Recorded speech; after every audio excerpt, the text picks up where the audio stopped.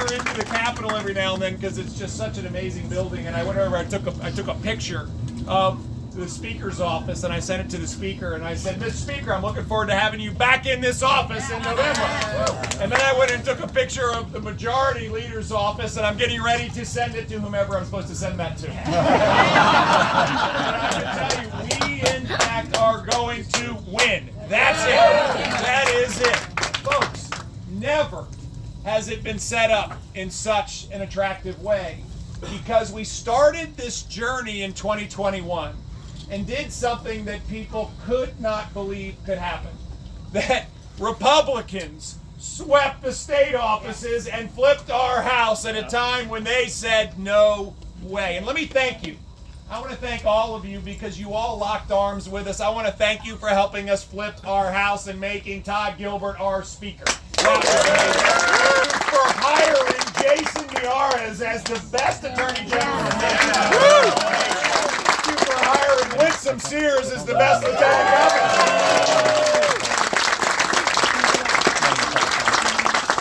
And I honestly cannot thank you enough for giving me the great privilege to go to work every day and serving this Commonwealth.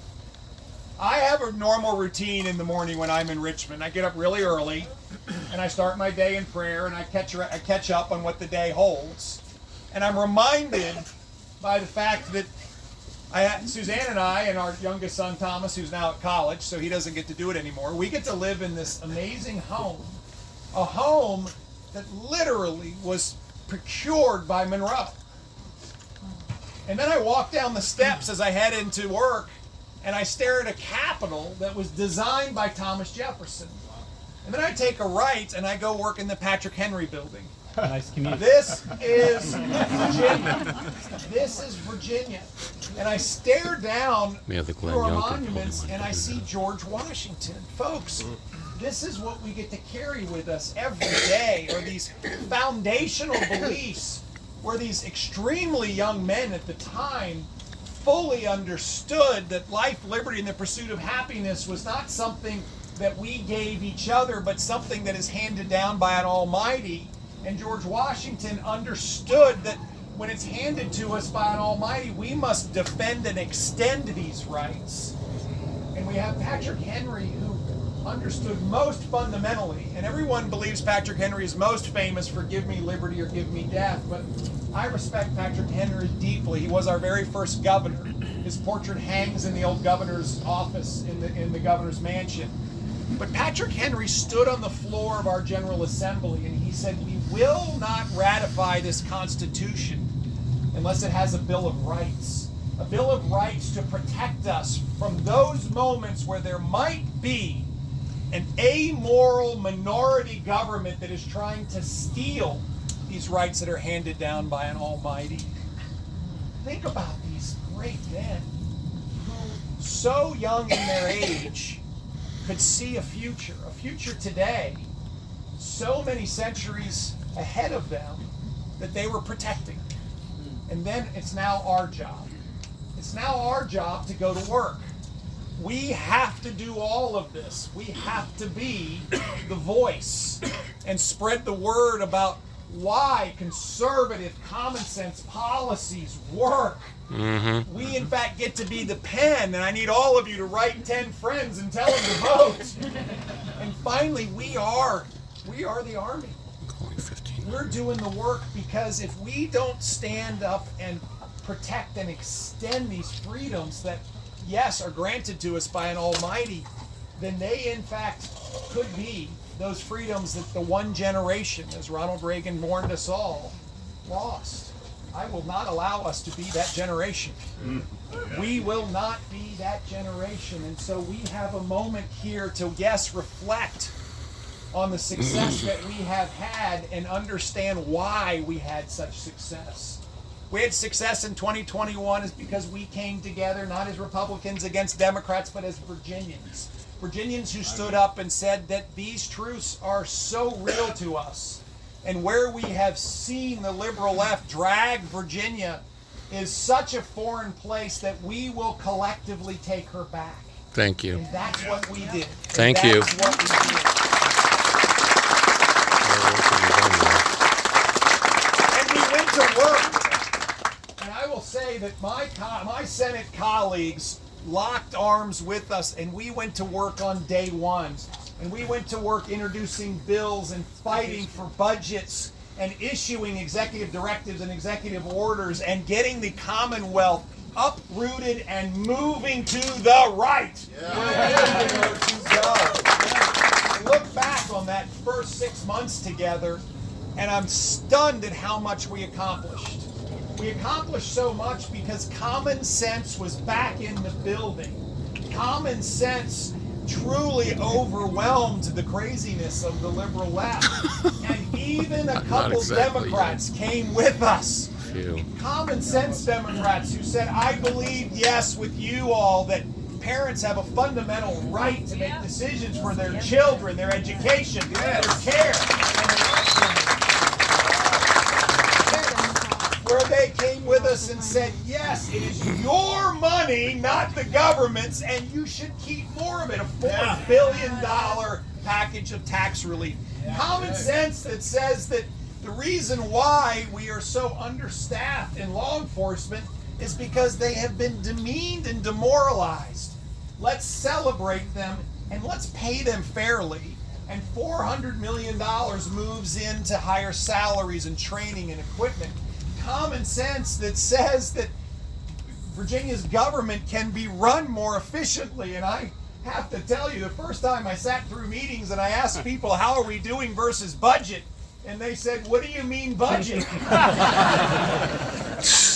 months in, monthly financials, monthly cash flow, and $1.2 billion that did not need to be spent, that we could keep, and it became our taxpayer relief fund. That's what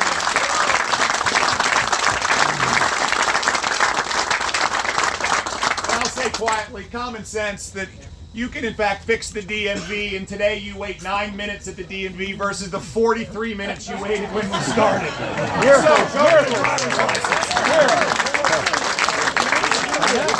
And we can see the success. When we started, Virginia truly was ranked 43rd in the nation in job growth. Can you believe this? Virginia, 43rd, bottom third in the nation in job growth. We were seeing more Virginians move away than move here from the other 49 states. We were watching businesses decide not to invest here, but go other places. Well, fast forward 20 months, and let me tell you how things have changed. Virginia, over these 20-month period, is third in job growth in the nation. 125,000 more Virginians are working today than 20 months ago. Those are all the people that were being paid to stay home in the Biden administration, and they are back at work. That is a big thing.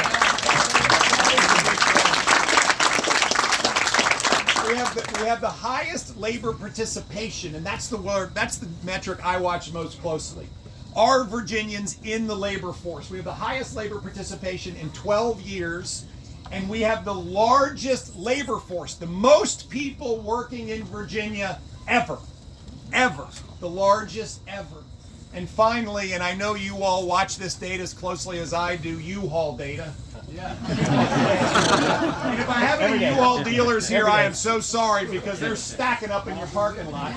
But in 2021, Virginia was ranked 31st in the nation in one-way U-Haul trips. That's a lot of U-Hauls from Virginia going someplace else. We were right there in the wonderful company of Illinois and New Jersey. Oh, man. In 2022, Virginia was 5th in the nation in one-way U-Haul trips, with Texas, Florida, South Carolina, North Carolina ahead of Tennessee and Georgia.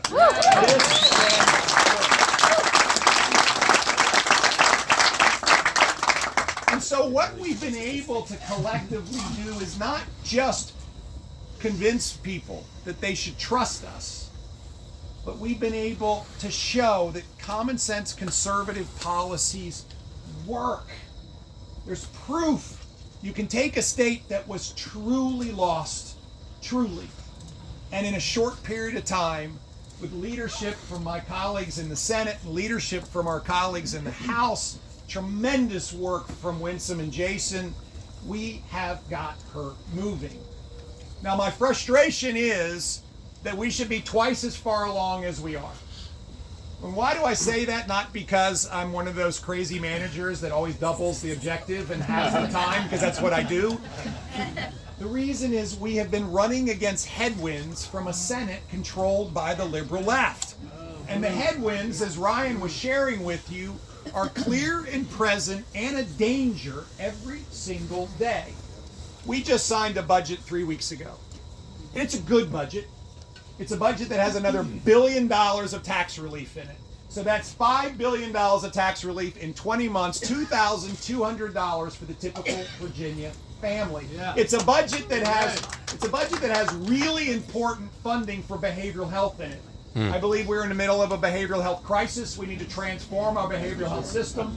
We have a massive 3-year plan to overhaul the entire system. This is the first leg. That investment was in this budget. In this budget is critically important funding for an intensive tutoring program for our children.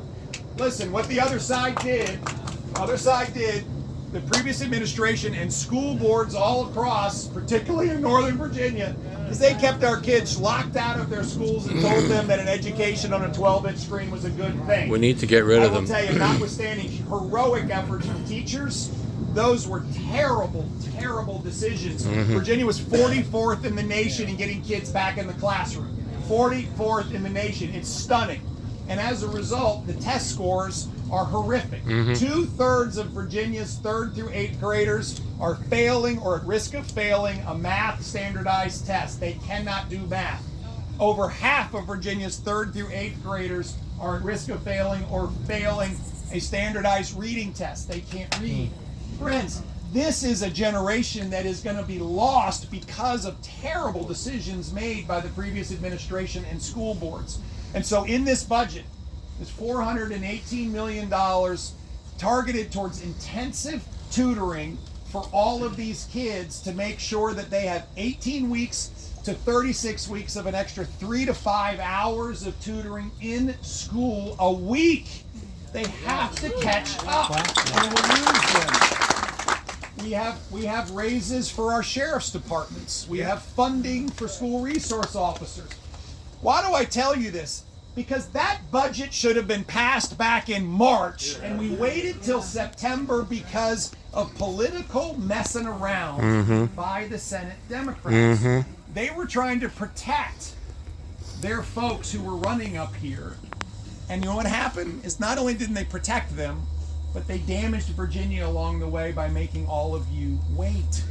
You see, what happened in the primaries up here in lots of places is anyone who was a Democrat and worked with us, like Chap Peterson, to get masks off of kids in schools, they primaried him and blew him out. George Barker, who worked on budgets with us and helped us craft $5 billion of tax relief, they primaried him and blew him out. They drove them away, and today, what the Senate will look like if we do not win is truly scary. This is what we're against. The common sense legislation that should have been passed, the common sense collaboration that we snuck through with an extra 1 or 2 votes, will not happen again if we don't win.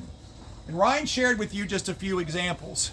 We collectively put a bill in that said if you're a drug dealer and you deal drugs to someone who dies, and I will tell you, I think everybody in here has been touched by a fentanyl overdose with, sadly, a family member or a friend. You deal drugs in this state, I believe you should go to jail on a felony homicide conviction for a long time. What do the Senate Democrats do? They back drug dealers as opposed to victims. I firmly believe that social media is at the root of so much of the mental health crisis that we're dealing with, particularly in our young people. We put forth a bill collectively, and that bill was going to block social media's ability to harvest and gather the data of our children and sell it. Blocked by Senate Democrats because they voted for social media companies over families. I do know, and we are all going to work like crazy to make sure that whatever car you want to buy, you can buy, but in the dark of the night, in the last General Assembly and the last administration, they passed a bill that said California will dictate what cars can be sold in Virginia. That's what they passed. And I will tell you right now, I will never allow Virginia to become California. Yeah. This is our moment. We are lined up to hold our House and flip our Senate. Yeah. To hold our House and flip our Senate. To hold our House and flip our Senate. To hold our House and flip our Senate. To hold our House and flip our Senate. You gotta practice, folks. You play like you practice. We can do this. It is right here. And when we first sat down in January together with Mark and Ryan and the leadership from the Senate and the leadership from the House, and we sat down and talked about how we were going to do this, we laid out a plan. And the plan is absolutely working. We said, first, we're going to get spectacular candidates. And we put our thumbs on scales, and we played in primaries. People said, "Go, Governor! They don't play in primaries." I said, "I do. We're going to get great candidates." And we batted 1,000, and we have great candidates. Yeah. They have candidates that they're embarrassed by. They do. They have candidates they're embarrassed by. They're not embarrassed by anything. And we have candidates that we are proud of. I hope so. Second thing we said is we are going to run collectively on a platform that will drive Virginia not just into fifth gear, but into overdrive. A platform about reducing tax burdens and the cost of living. A platform driven by streamlining regulations. A platform driven by having high expectations for our children in schools. A platform driven in empowering parents and backing law enforcement and overhauling behavioral health and running government more efficiently because we work for you, not the other way around. Yeah. Lo and behold,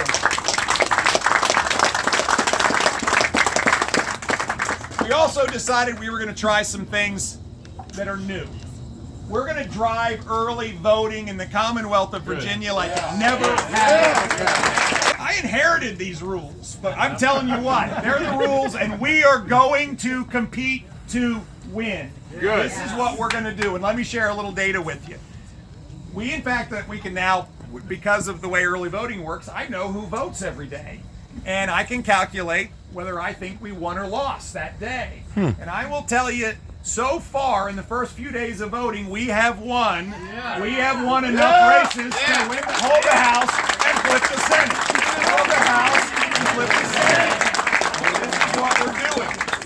In Prince William County, on the first day of voting, there were 74% more people who voted on the first day of this election than last year in the congressional midterms. Yeah. Why is this so important? Why?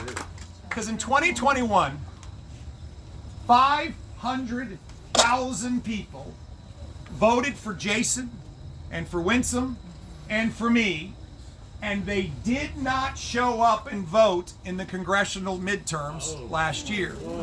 500,000. Now, in the typical delegate race, we'll see 30 to 40,000 votes. In the typical Senate race, we might see 70 to 80,000 votes. We get an extra 1,000 in every one of the delegate seats and an extra 2,000 to 3,000 in every one of the Senate seats. And folks, we don't just win majority, we sweep full control in a working majority. We learned how to win in 2021. And we are running the playbook on how to win in 2023. And so here's what I need from you. There's always an ask. First of all, I can't thank you enough for supporting these candidates. And John and Kelly, thank you so much for hosting tonight.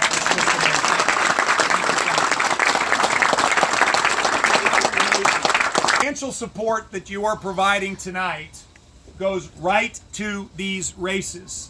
And let me put it in context. 2 weeks ago, our two Democrat senators in Washington pulled the alarm bell. And they said, we're about to lose the whole state. And they went and got Joe Biden. And Joe Biden directed the DNC to start funneling money into Virginia, and $1.5 million showed up all of a sudden, and they're going to continue to do this. So we have got to fight fire with fire. We've got to stand up as Virginians and support these candidates. And so I want to thank you all for doing exactly that. I would be remiss to say if you feel like you needed to support them a little more, please do. Please do. Because while Joe Biden can come campaign here all he wants, and maybe he'll bring Stacey Abrams with him again. Come on, you guys saw that. They acted like that was going to help them win the election in 2021. Bring her back. Come on. But when he directs money to move, it moves. And that is our biggest challenge. Because we are not going to be outworked. We are not going to be out-hustled. We are not going to be out-strategied. And we've got to fight to not be outspent. This is critical. The second thing I need you all to do is I need you to volunteer and be engaged in this election. We have critical jobs that need to be done, and let me lay out two of them for you. First, anybody who's a lawyer, we need you. We are staffing lawyers around all of the precincts to make sure that all of the election laws are followed, and you got somebody to call. We have a whole team doing this. We're training you. We did it in 2023. To put in 2021, we had 500 lawyers working during the election season in 2021, and we need 100 for this one right now. We need you. Or volunteer and work the polls. Be an election observer. Be a greeter. When people come, make sure they go to the right direction and they get the right direction, and that they get the right sample ballots. And talk about what we can do in order to be nice and be welcoming to so many people who might not have thought they were Republicans, but they are. And finally, I need you all to vote. You must go vote.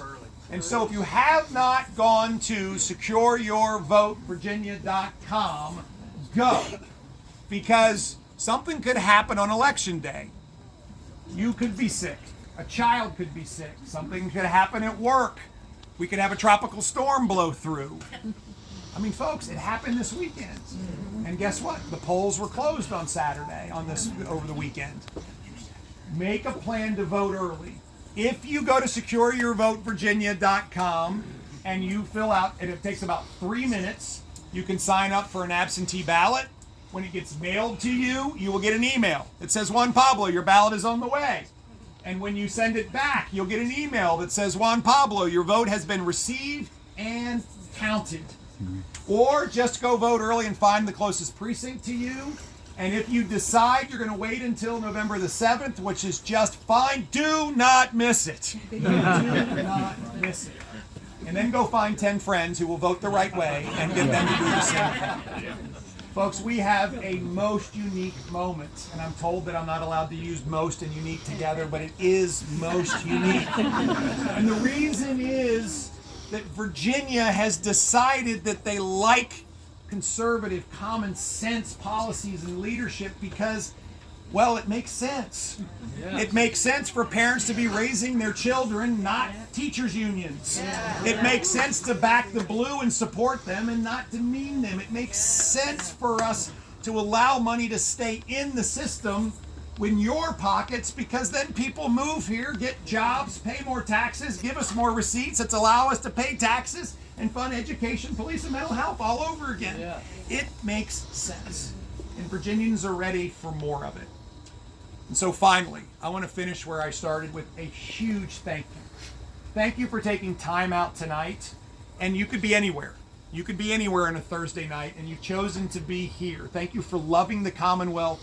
Thank you for supporting these amazing candidates. Trust me, it is hard to do this. They are all spectacularly impressive people. They have lives that they could be living, and they have chosen to go work for the Commonwealth. These folks deserve to be elected because they will serve, because they have the right hearts. Thank you for coming here tonight. Thank you for believing in what we're doing. Thank you for doing the work. Thank you for voting. Thank you for telling your friends. And most importantly, thank you for helping us do something that we must do, which is finish the work, keep the Commonwealth moving. Let's go win. Yeah.